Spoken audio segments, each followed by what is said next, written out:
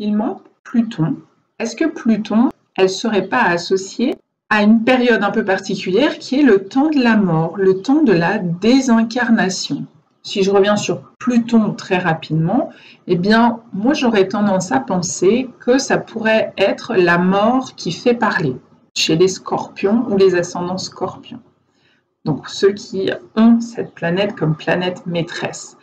Et un des meilleurs exemples que je vous ai déjà donné, c'est Fabrice, qui était scorpion, ascendant scorpion, qui a un peu ce temps de désincarnation qui fait parler, quoi qu'il en soit, parce qu'on ne sait pas vraiment ce décès brutal.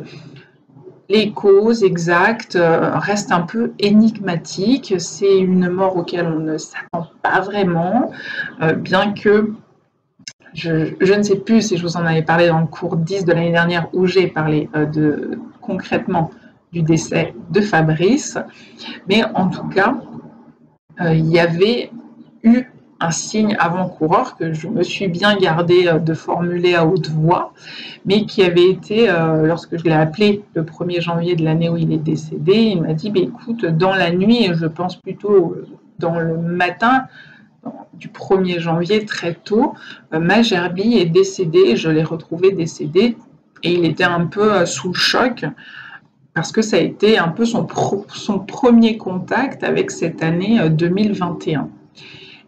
Et intérieurement, assez rapidement, effectivement, je me suis dit, oh mince, ça, c'est un signe de mort. Et je ne lui ai pas dit effectivement la sensation que j'ai eue. Alors, je ne dis pas que je me suis absolument dit Fabrice va décéder cette année. Je me suis dit, à mon avis, il va y avoir une mort extrêmement importante cette année-là. Et je l'ai perçu comme un risque, c'est-à-dire quelque chose de très fort. Ça aurait pu être un décès qui le touchait extrêmement et qui aurait pu remettre en question son style de vie, ce genre de choses. Bon.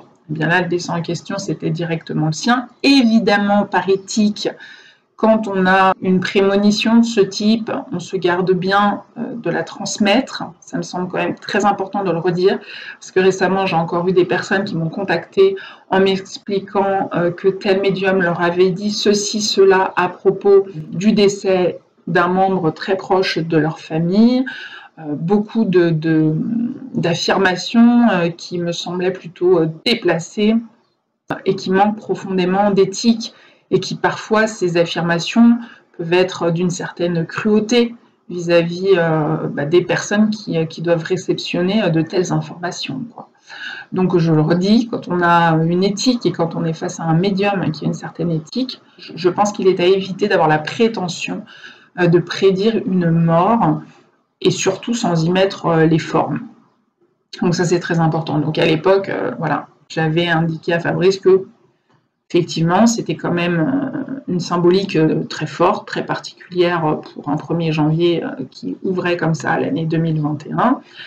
Mais d'un autre côté, je n'ai jamais dramatisé la chose. Au contraire, j'ai essayé de l'apaiser, déjà parce que Fabrice, à cette époque-là, était dans un état d'esprit où il était déjà sur le départ. Maintenant, a posteriori, ça semble extrêmement clair. On avait déjà beaucoup abordé la mort, lui et moi, dans les derniers mois de sa vie, de son incarnation, sans évidemment qu'on ne sache que cela allait se produire. Mais c'est vrai c'était des conversations qui revenaient régulièrement entre nous. Et effectivement, donc voilà, il y a toute cette idée de pouvoir accompagner les conversations, parfois des préparations autour d'une fin de vie, qu'on en ait conscience ou pas, que ce soit clair dans nos esprits ou pas. Donc oui, effectivement, j'ai minoré mon ressenti, j'ai vraiment essayé d'accompagner la chose, de dédramatiser son ressenti, parce qu'en plus, il l'a vraiment pris comme je vais mourir, hein, et ok, on va adoucir ça en sortant de l'affirmation. Voilà.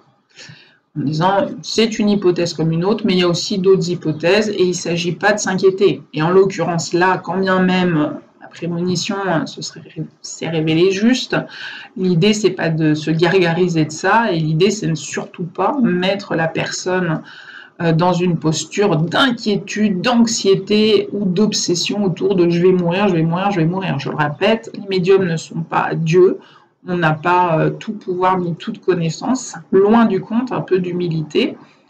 Donc on y va mollo sur le sujet. L'idée, ce n'est pas de mentir, l'idée c'est de permettre de sortir d'une pensée obsédante et angoissante et de ne surtout pas la nourrir. Il s'agit de ne pas mettre une personne dans un état d'appréhension de vivre. Hein, et pareil pour celui qui reçoit l'intuition, la prémonition, la prédiction, l'idée c'est pas de s'enfermer là-dedans en disant oh mon Dieu, cette personne va mourir. Non, on revient à un peu d'humilité, on reste bien ancré et on dit on verra bien. Peut-être que c'est ça, peut-être que c'est pas ça du tout et que ça viendra symboliser toute autre chose.